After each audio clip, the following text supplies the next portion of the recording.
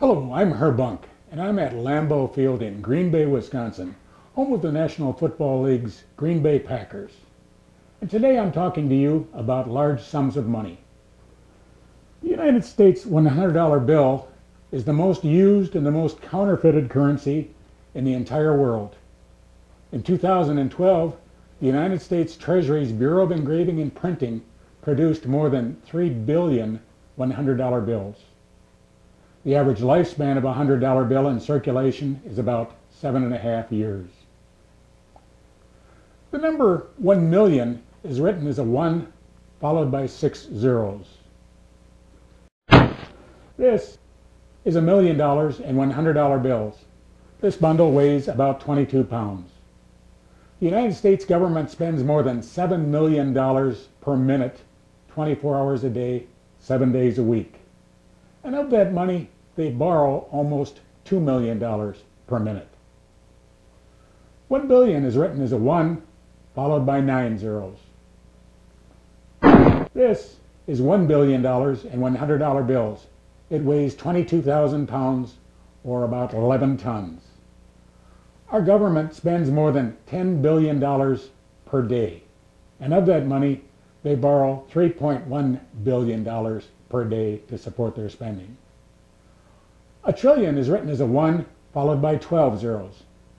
I'm standing on a pile of $100 bills that extends from sideline to sideline and from the goal line at one end of the field to the goal line at the other end of the field, and it's stacked almost 8 feet high. This 1 trillion in $100 bills weighs 11,000 tons and took more than 478 semi-truckloads to haul the money into Lambeau Field. The interval of a clock ticking is 1 second. If you spend $100 per second, it would take you 3 hours to spend $1 million. It would take you 116 days to spend $1 billion. And spending $100 per second, it would take you 317 years to spend this $1 trillion. Our government spends $1 trillion every 96 days. And during that time, they borrow $300 billion, which is added to our deficit. Our national debt is the sum of all previously incurred annual federal deficits. For each of the past 4 years, our deficit has exceeded $1 trillion, so that our total debt is now more than $16.5 trillion. I am standing on top of that debt.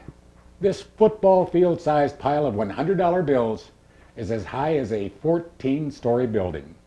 This pile of money weighs more than 180,000 tons, and it took more than 10,000 semi-truck loads to haul it into Lambeau Field. We are currently paying $611 million per day for the interest on this debt. The debt ceiling is a limit set by Congress which specifies the maximum amount of money the government can borrow for spending.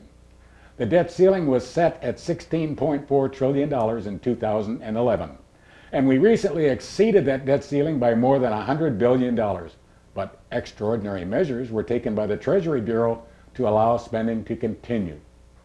Our politicians are debating about whether or not they should raise the debt ceiling, thereby increasing the amount of money that the government can borrow. The President and the Democrats argue that Congress should raise the debt ceiling without conditions. Republicans are insisting that an increase in the debt ceiling should occur only if accompanied by an equal level of spending cuts to reduce the federal deficit. In 2011, the President signed a bill that authorized an increase in the debt ceiling in exchange for $2.4 trillion in deficit reduction over the following 10 years. This included $1.2 trillion in spending cuts identified specifically in the legislation, along with an additional $1.2 trillion in spending cuts that were to be determined by a bipartisan group of senators and representatives known as the Super Committee. In the event that the Super Committee failed to reach an agreement, the bill created a trigger mechanism to implement drastic across-the-board spending reductions, and this trigger is known as sequestration. Sequestration should reduce spending equally across all government departments, but Congress has exempted certain programs, such as Social Security. Our current fiscal cliff crisis is the reality of impending indiscriminate cuts due to the Democrats' bill invoking sequestration. The real fiscal cliff is this mountain of debt that I am standing on. It is the result of a government out of control, unable to formulate an annual budget, and unwilling to rein in their spending. We could begin to eliminate this debt by modifying our rapidly growing entitlement programs, thereby reducing spending, while at the same time we could implement tax reform to simplify the tax code to increase revenue. Or alternatively, if you are an American citizen, every man, woman, or child of you could do your patriotic duty and immediately send the IRS a check for $52,609, which is your share of this debt. God bless America.